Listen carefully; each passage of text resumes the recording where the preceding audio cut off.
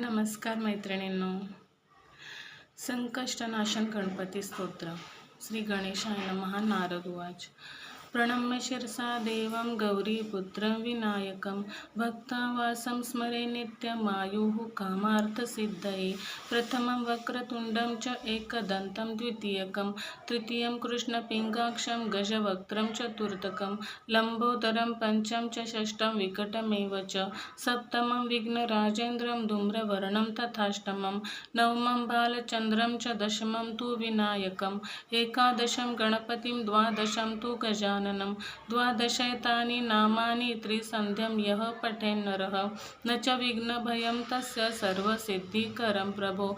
विद्यार्थी लभते विद्यां धनार्थी लभते धनं पुत्रार्थी लभते पुत्रान् मोक्षार्थी लभते गतिं.